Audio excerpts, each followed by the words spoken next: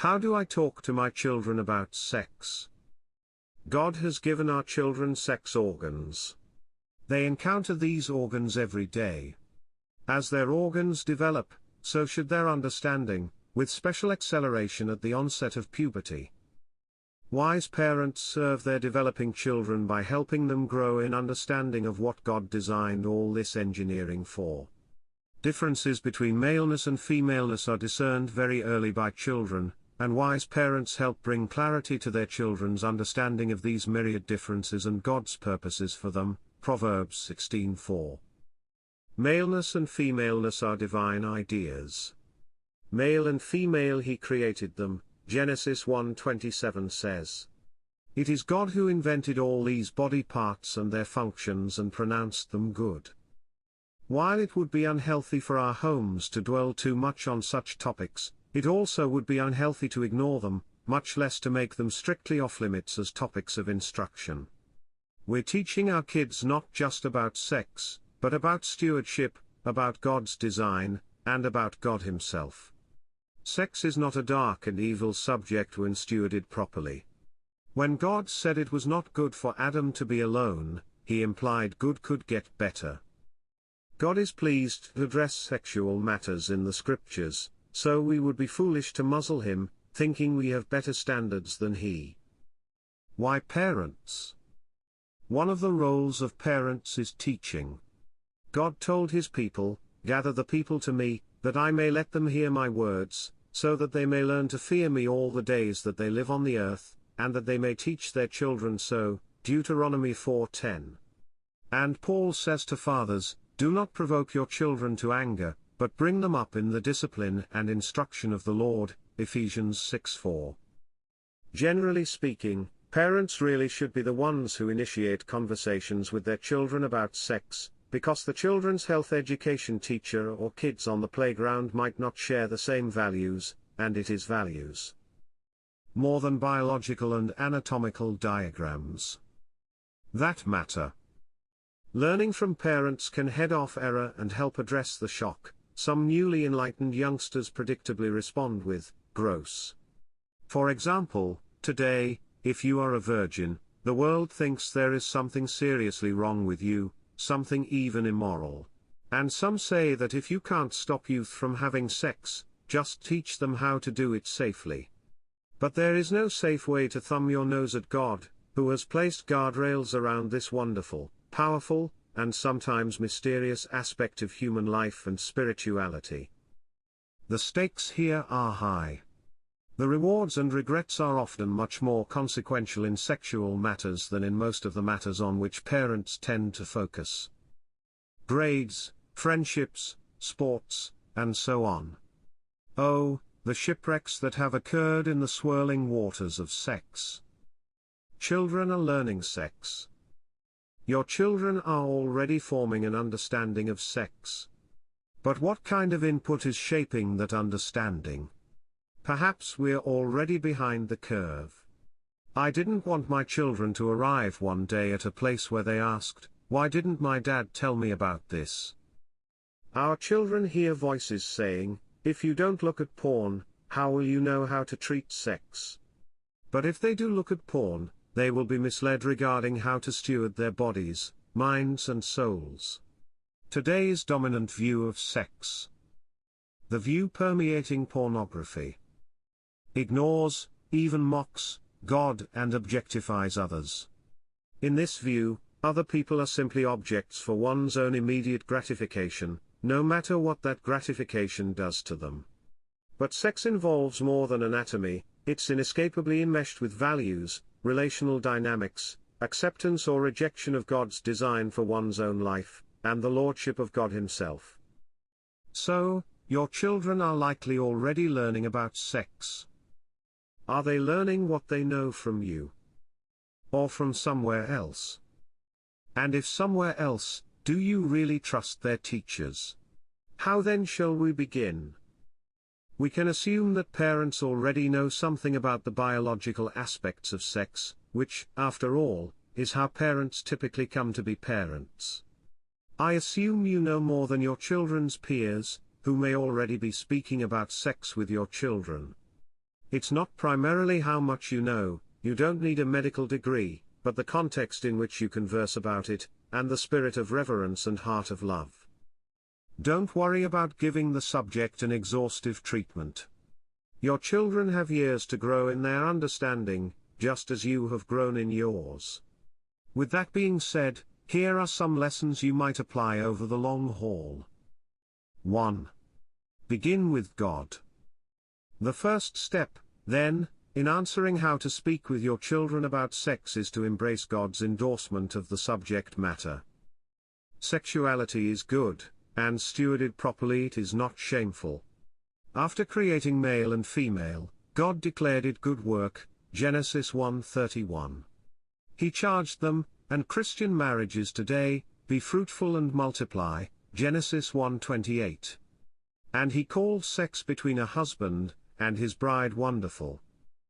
3 things are too wonderful for me. 4 I do not understand. The way of an eagle in the sky. The way of a serpent on a rock. The way of a ship on the high seas. And the way of a man with a virgin.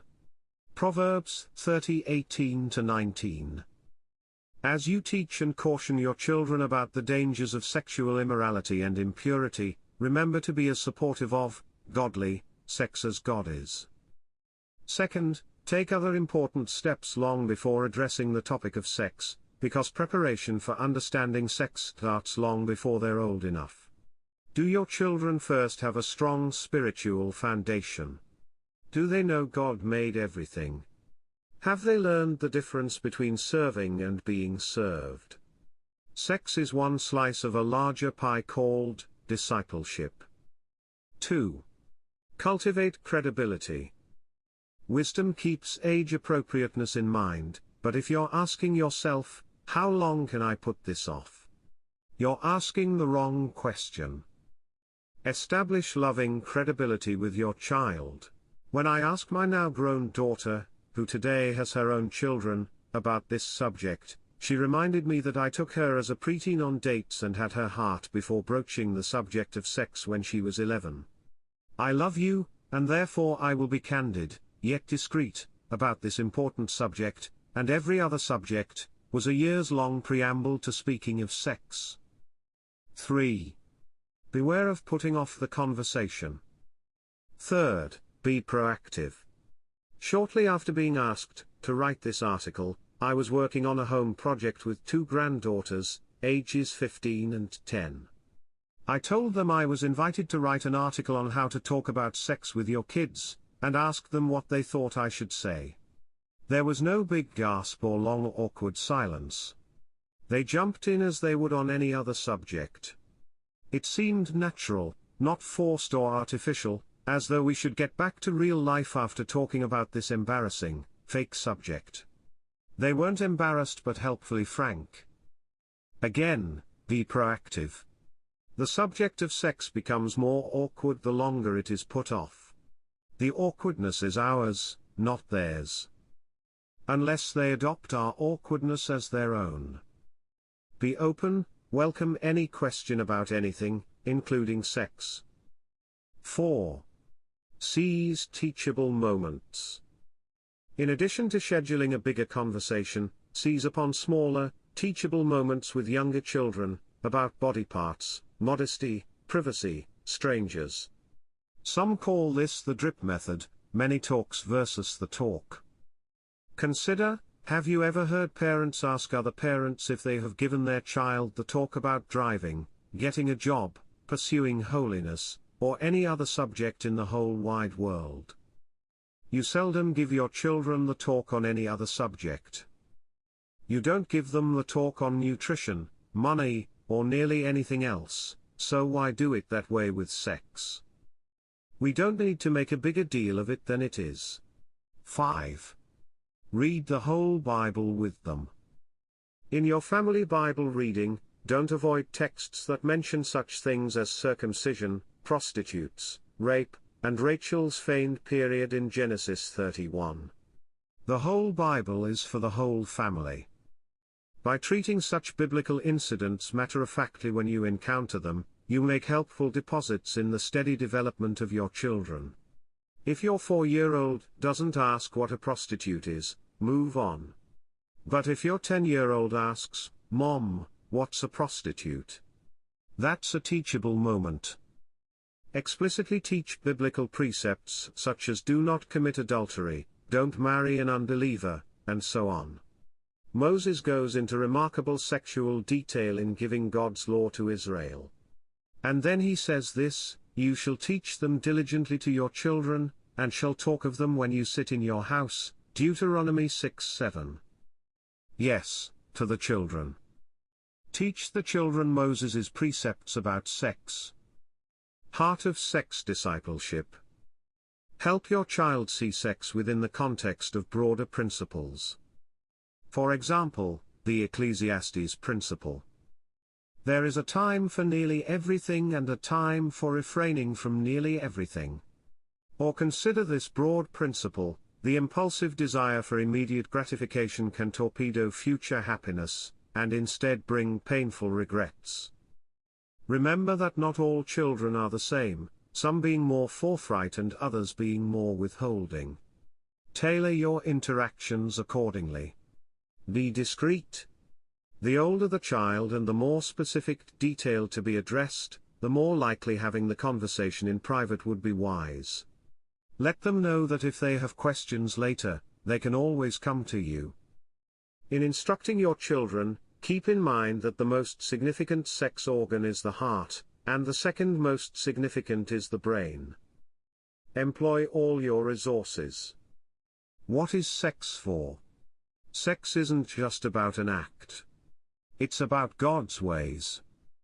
His ways of making babies, of populating earth and heaven. No one is born again who isn't first born, of providing for intimacy in marriage, of displaying the complexity of his creative design. Along the way, commend your developing children for evidences of manliness or ladylike grace in contexts not primarily about sexual intimacy. A son carries heavy boxes for his mom, a daughter interacts politely with adults, a child demonstrates self-control in any area of life. Plunder the wealth of resources in your congregation. Specifically, talk to parents who have conversed with their own children about sex, and ask them how they went about it. Did they take their pubescent youngsters on special outings, or go through a book together? Did dad talk to the sons and mom speak with the daughters? Ask them. Pray, asking God to guard the hearts and minds of your children. And then take heart. It's always the right time to grow in stewardship of God's gifts and to speak with your children about them.